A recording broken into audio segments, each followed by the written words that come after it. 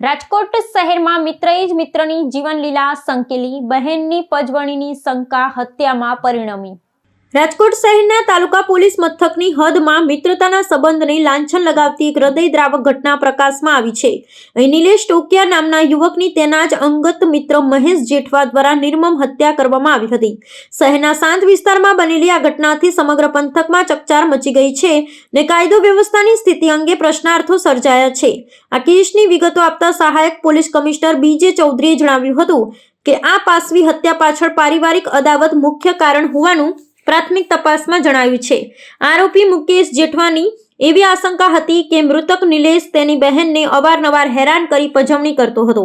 આ બાબતનો ખાર રાખી મહેશે અંતિમ પગલું ભર્યું હતું ને પોતાના મિત્રનું જીવન ટૂંકાવી દીધું હતું। ઘટના બાદ નાસી જવાને બદલે આરોપી મહેશ જેઠવા પોતે જ પોલીસ મથકે હાજર થઈ ગયો હતો ને ગુનાની કબૂલાત કરી હતી।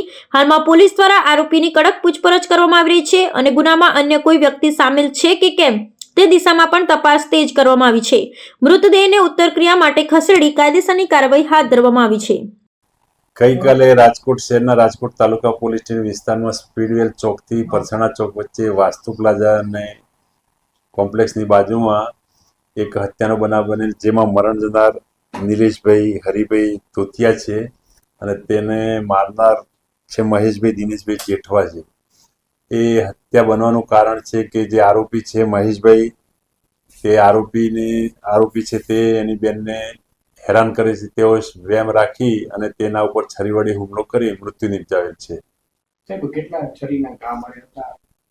છરીના ઘા 6 થી 7 છરીના ઘા મારેલા છે અને જે ખૂબ જ ભયજનક રીતે મારેલ, જેથી તેનો તાત્કાલિક મૃત્યુ નિપજેલ હતો।